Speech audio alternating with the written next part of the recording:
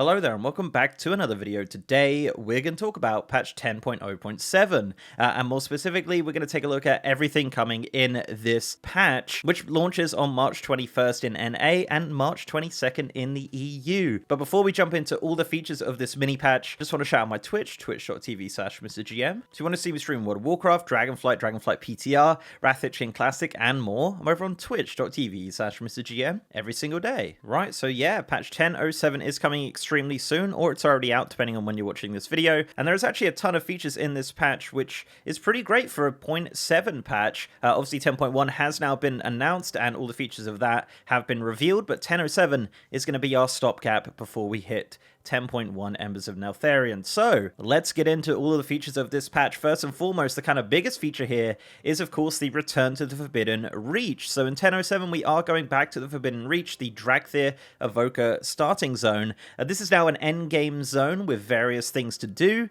Really it kind of acts as like a catch-up thing for a lot of alts or characters who primarily gear in the outside world. However, there is some activities for geared characters as well. So firstly, there will be a campaign quest on the Forbidden Reach.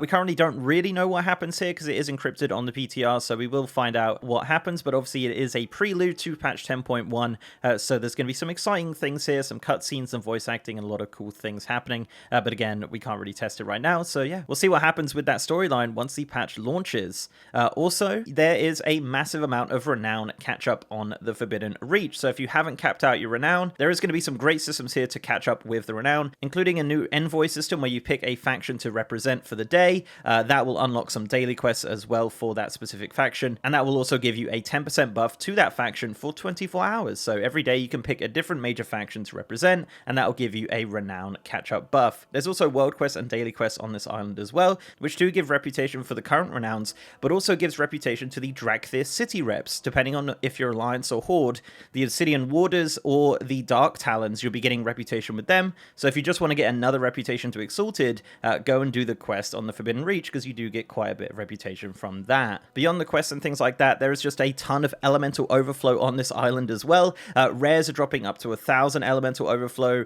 General NPCs are dropping up to 50. It's really crazy. There's going to be so much elemental overflow here, so if there's items that you haven't obtained through elemental overflow, this is going to be the time to get them, because there's going to be a massive amount of elemental overflow on the Forbidden Reach. It comes from dailies, rares, everything. Basically everything on this island will give elemental overflow. For gearing on the island, they've also added some new tokens, some 385 tokens. These are tradable to different characters. They're account bound for different armor types, and these will unlock the 385 Primal Storm gear, the epic Primal Storm gear. So if you're after some transmog or some catch-up gear on your alts, this is going to be the place to do it. That drops some chests and rares and things like that once again. But with this patch, you can also upgrade this gear to 395. So there's a new item which is also dropping on the Forbidden Reach, which will allow you to upgrade your current 385 Primal Storm gear into a new 395 Primal Storm gear, which uses a new green coloration for all of the armor type. If you're interested in getting 395 gear or just a new transmog, that will be available on the Return to the Forbidden Reach. Also on the Forbidden Reach is a new feature called the Scarer Vaults. The Scarer Vaults is just kind of a side activity. It's a bit of fun. Essentially the way it works is that you go in there with vault keys. The vault keys are obtained through rares or quests or anything really on the Forbidden Reach, and you open up doors. It's essentially just like a big puzzle, so some doors you'll just have like an NPC to kill, and you open a chest, or there'll be like a puzzle in there, or something like that, or Bejeweled, or anything really. There's a lot of different things in the Scarer Vaults. It's not really too complicated at all really, but the kind of main feature of the Scarer Vaults and the reason it exists is for the Onyx Amulet. So the Onyx Amulet is a new feature of patch 10.07, which is going to be relevant for pretty much everyone. This is a brand new ring akin to the Mechagon Trinket. So if you remember that had the 3 kind of sockets, and the way that this works is, yeah, it's a ring with 3 sockets, and in these sockets you can add different primordial stones which have different effects.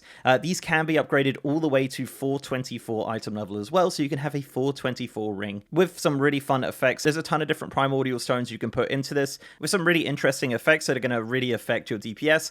This is essentially just like a catch-up for Season 1 to make it a little bit more fun as we round off the season. So the Scarer Vaults are going to be your kind of main source of getting these primordial stones for the most part, so you just open doors, open chests, and some of these stones will sometimes be in there. There's also some mounts and pets to obtain as well. I believe there's 4 new mounts on the Forbidden Reach, which are going to be obtained through various activities, such as buying it through Elemental Overflow, found in the Scarer Vaults, and then some drops from rares as well. So yeah, quite a lot to do over on the Forbidden Reach in 10.07. But if you're interested in more of a deep dive into the zone and the mounts and the rewards and everything in the Forbidden Reach, I do have a video which I'll link below as well. Beyond the return to Forbidden Reach, there's also some other features, including monks and brand new monks for Goblins, Worgens, and Lightforged Draenei. That will be available on the launch of 10.07, so you can either race change your characters or you can start a new one. There will be new Goblin, Worgen, and Lightforged monk NPCs in the cities as well, so it makes it feel a little bit more immersive. There's also going to be some new ones in the starting zone if you go into there. So yeah, lots to look forward to for monks in 10.07. Also in 10.07, humans and orcs are getting some heritage armor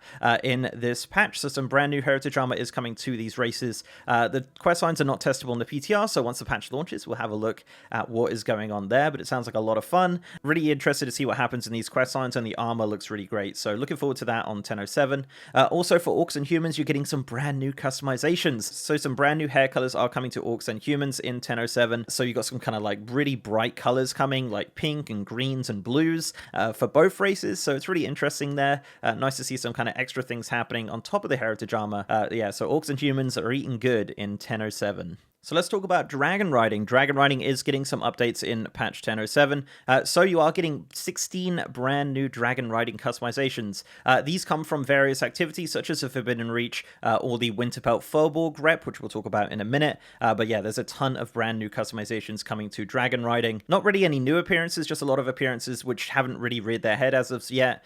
So yeah, 16 brand new ones there. Also with the Forbidden Reach, there's going to be some new dragon glyphs to obtain, which means 2 new abilities. So you actually have a new active ability, which is to stop mid-air. This is really cool. So basically when you're flying around and you want to stop really quickly, this is going to be a new ability you can do. And the other ability is just a passive which affects that ability specifically. So yeah, 8 new glyphs to obtain on the Forbidden Reach. So when that launches, you can go fly over there and pick those up and get those 2 brand new abilities. So as mentioned, the Winterpelt Furbolgs are finally getting a way to grind the reputation. This reputation has been in the game since 10.0. Some of you are probably sitting at unfriendly right now, but in 10.07 you can finally get exalted with them. I have a full guide going over what to do and how to do it and all the rewards that from that, so if you want to check that out, I'll leave a link in the top right now or in the description below. But yeah, the Winterpelt Furbolg's reputation will be available in 10.07. The way that this is going to start is if you've done the prerequisite, which is essentially just the side quests in these span, you'll have a quest item in your mail when the patch launches, and this will start kind of the chain of events which go to grinding it. It is a little bit sway, but you know, what would you expect from a Furbolg rep in World of Warcraft? Yeah, so it's going to be a lot of farming of different things to hand in and get reputation, but there are some fun rewards, including a new trinket, dragon customizations as mentioned, and a new way to turn into a Furbolg as well. So a lot of different items there available for the Winterpelt, but if you want a full rundown of all of that, I do have a video as mentioned. Also coming in the patch is a update to the Refer a Friend system. The current rewards will be going away as of the launch of this patch, unless you're already working on them. If you're already working on them, they won't be going away for you, as long as your friends stay subscribed. But any new friends recruited from the launch of the patch will get this new reward track. The new reward track's really great. It's got a new pet, it's got a new helm, it's got a new fist weapon transmog, and a brand new 2-seater mount. Really great. If you want to know a little bit more about these, again, I have a video which I'll link below if you want to check that out. But yeah, some really cool new rewards coming, kind of goblin themed for the Refer a Friend system in 10.07. Also coming in 10.07 is a new questline involving Baine Bloodhoof. Not going to spoil it here. I do have a video if you want to look at it, but yeah, this is going to be a really fun one. Just a little side quest, kind of a little adventure. There will be a reward from this, which is currently encrypted, so I guess we'll find out what that is once 10.07 launches. But yeah, this quest starts in Valdrakken and will send you over to the Ynaran Plains to do some fun stuff with Baine. But yeah, it's a really great quest. It's going to be really fun to see it with some voice acting and things like that, because it is quite a lore-heavy quest. But yeah, definitely worth checking out when the patch launches. Also coming are some pretty sweeping class changes. Not going to go over all of them, obviously. Some pretty major changes to Retribution Paladins.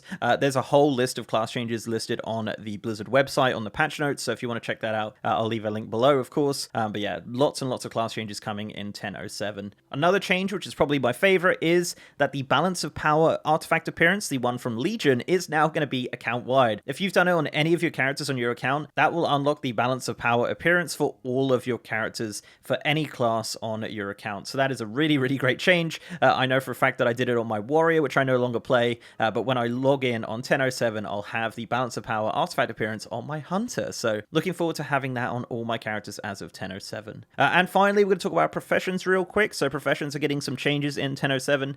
So crafting orders will no longer need all reagents. So you can now put crafting orders in if you don't have all the reagents. So yeah, if you get lucky, you could put a crafting order in and hope that someone makes it with all their reagents if you give them enough money.